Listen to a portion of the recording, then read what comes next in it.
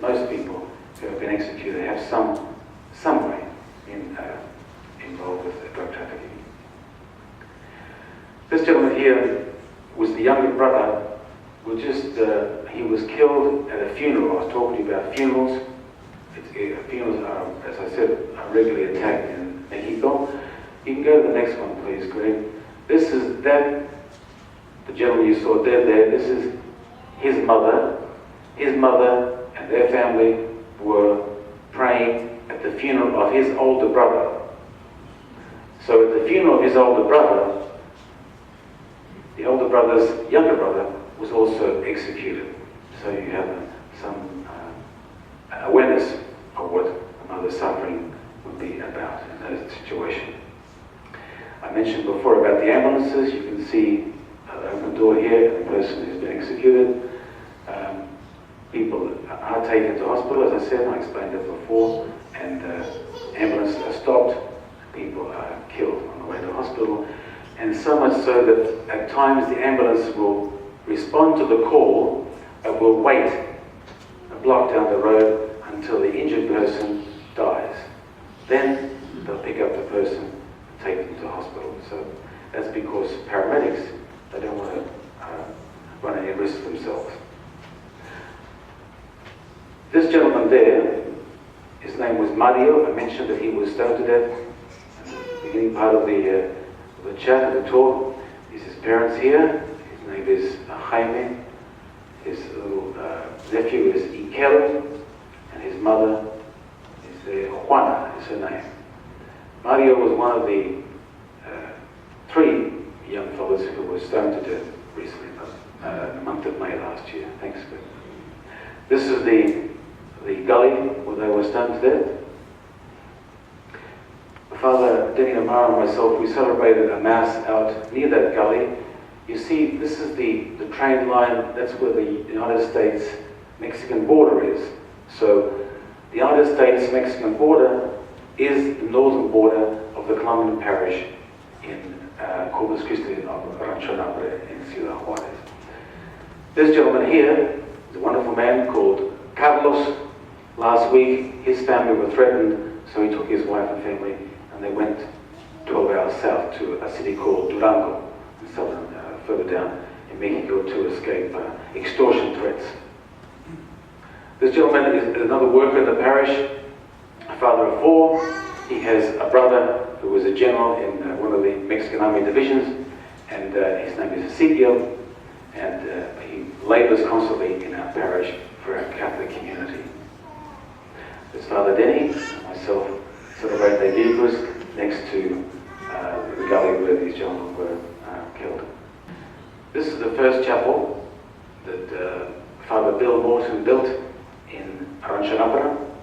It started off humbly and continued to be a little humble, and then it was destroyed one night by some very unpleasant people, and then it was rebuilt, and it's still being in use.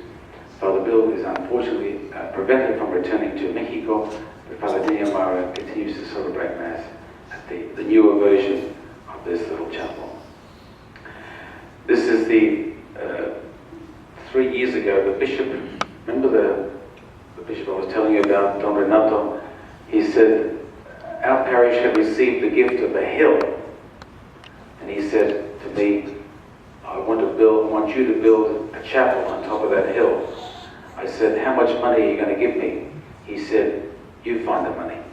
So that's what we're doing. We're slowly building this chapel on the hill to pray, to commemorate all the migrants who died on the US-Mexican border. So you see, we've got some way at the foundation, but we're still a little way to go yet. This is a group of some of the youth group in our parish. There's another two, I believe, graves there. People are very wonderful, magnificent, dynamic in Mexico.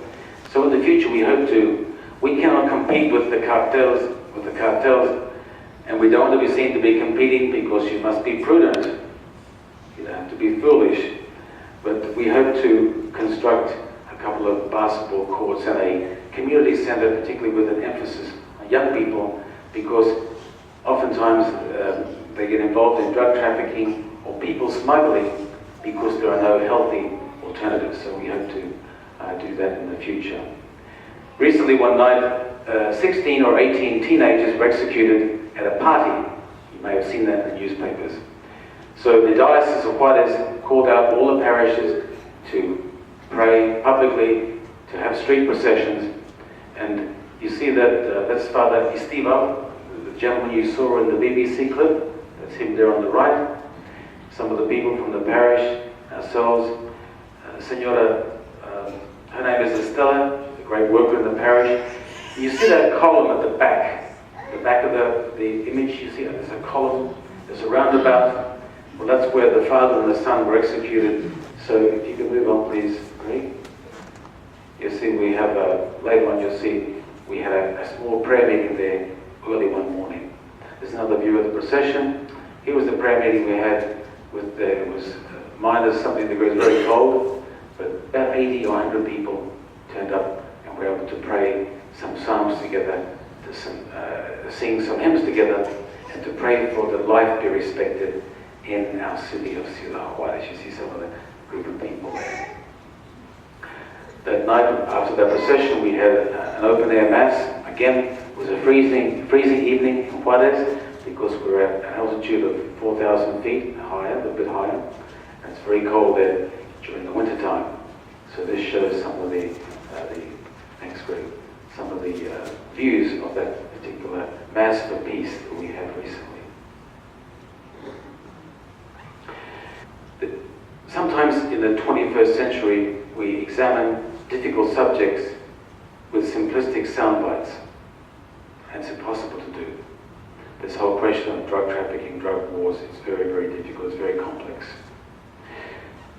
What's happening, one dimension, or a dimension, is that there is an insatiable need for drugs, for recreational drugs, as they call them in the United States. There's a group in your government which is called the Alcohol, Tobacco Environment. Did I say it correctly? The head of that group was saying it's important that US citizens know that the drugs that are being consumed in the United States are also covered with the blood of Mexican citizens.